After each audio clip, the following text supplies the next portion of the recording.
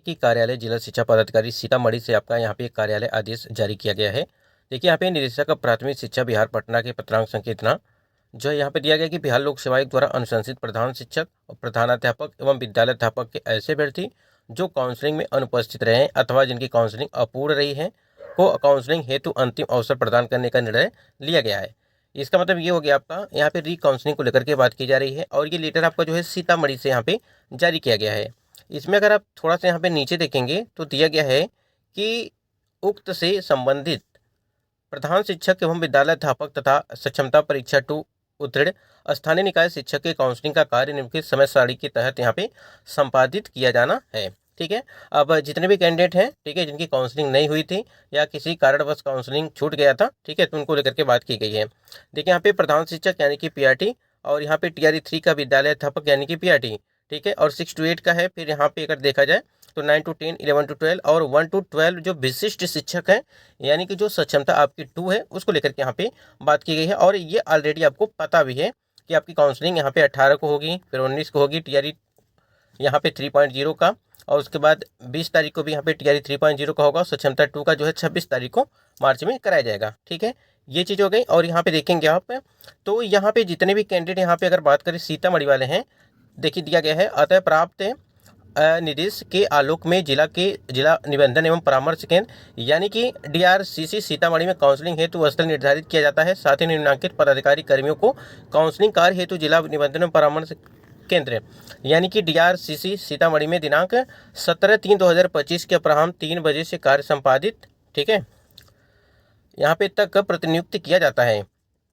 तो सबसे महत्वपूर्ण इसमें ये है कि आपका 18 को, 19 को और 20 को, और यहाँ पे अगर देखा जाए तो 26 तारीख को, मतलब कि आपका यहाँ पे जो निर्धारित किया गया है स्थान जहाँ पर आपका काउंसलिंग कराया जाएगा, डीआरसीसी आपका यहाँ पे दिया गया है सीतामढ़ी में। ठीक है, तो आपको यहीं पे जाना है जिनकी भी काउंसलिंग छूट गई है।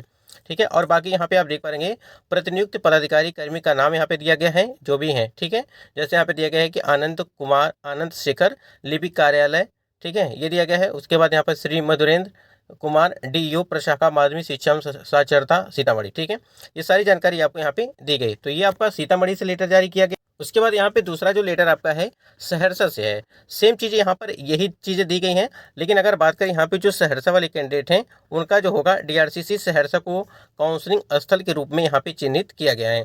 यानी कि डीआरसीसी सहरसा में आपकी काउंसलिंग कराई जाएगी जिनकी भी यहाँ पे री काउंसलिंग है, जिनका भी काउंसलिंग अपूर्ण है, जिनकी काउंसलिंग छूट गई है। ठीक है, तो ये सारी जानकारी यहाँ पे देखिए, बाकी सारी चीज़ें यहाँ पे हैं। ठीक है, डेट आपकी वही है। ठीक है, जैसे यहाँ पे 18, 19, 20 और 26। ठीक, और बाकी यहाँ पे अभ्यर्थियों का री काउंसलिंग पूर्व में निर्धारित प्रक्रिया के अनुसार संपादित किया जाएगा। जिला शिक्षा पदाधिकारी सहरसा, ये सारी जानकारी यहाँ पे दी गई है। और 13/3/2025 को ये लेटर यहाँ पे आपका जारी किया गया है। तीसरा लेटर यहाँ पे जारी आपका किया गया है कटिहार से, और सेम चीज़ें यहाँ पर भी वही चीज़ें दी गई हैं। सबसे इंपॉर्टेंट चीज़ ये है कि जहाँ पे आपकी काउंसलिंग होगी उसको लेकर के यहाँ पे बात कर लेते हैं। दिया गया है डीआरसीसी भवन कटिहार को काउंसलिंग स्थल के रूप में चिन्हित किया गया है, क्योंकि सबसे महत्वपूर्ण यही आपका है। बाकी आपको जो डेट है यहाँ पे सारी चीज़ें दी गई हैं, यानी कि काउंसलिंग हेतु जो निर्धारित समय सारणी का जो विवरण है यहाँ पे आपका दिया गया है। और ये आप देख पाएंगे कि काउंसलिंग स्थल डीआरसीसी भवन कटिहार आपका यहाँ पे लिख भी दिया गया है, और ये आपका डेट यहाँ पे काउंसलिंग की पहले से मेंशन की गई है। और यहाँ पे अगर कुछ इंपॉर्टेंट चीज़ है तो यहाँ पे आप देख लीजिएगा। बाकी यहाँ पे कोई भी चीज़ें यहाँ पे इंपॉर्टेंट नहीं है, लेकिन आप यहाँ पे नीचे अगर देखेंगे तो निदेशक प्राथमिक शिक्षा विभाग बिहार पटना के संदर्भित पत्र की कंडिका 6 के आलोक में उक्त काउंसलिंग हेतु डीआरसीसी भवन कटिहार में वेरिफिकेशन कार्य सुचारू एवं निर्बाध रूप से संपन्न कराए जाने के निमित्त निम्नांकित निर्देश यहाँ पे दिए जाते हैं। जो भी चीज़ें है ये ऑफिशियल चीज़ है, बाकी यहाँ पे आप सारी चीज़ें यहाँ पे पढ़ सकते हैं। लेकिन हमारे लिए जो आपके लिए सबसे इम्पोर्टेंट चीज़ यही था कि आपका जो यहाँ पे देख रहे हैं कि डीआरसीसी भवन कटिहार को काउंसलिंग स्थल यहाँ पे निर्धारित किया गया है। सबसे पहले एक चीज़ यहाँ पे बात कर लेते हैं कि जो आपका पीजीटी के 6 सब्जेक्ट को लेकर के बात की गई है, कि जो आपका यहाँ पे देखा जाए तो जिसमें काउंसलिंग को लेकर के बात की गई है, तो इसको लेकर के अगर देखा जाए तो उसकी अपडेट आपको जो है 16 या आपको 17, ठीक है, इसके संबंध में आपको सूचना मिलेगी। यानी कि 16 और 17 तारीख तक जो है ये सूचना आपको मिलेगी जो पीजीटी के 6 सब्जेक्ट को लेकर के बात की, क्योंकि आपको पता है कि पीजीटी के 6 सब्जेक्ट को काउंसलिंग को लेकर के लगातार अभ्यर्थी जो है वो परेशान है। तो इसलिए यहाँ पे 16 या 17 तारीख को आपको इसके संबंध में सूचना मिल जाएगी। आप लोग बिल्कुल परेशान न होइए, क्योंकि आपको पता है कि 19 और 20 तारीख को आपकी री-काउंसलिंग होने वाली है, तो उसी में आपको जो है संभावना सबसे अधिक है कि आपको उसी में जो काउंसलिंग में सम्मिलित किया जाएगा।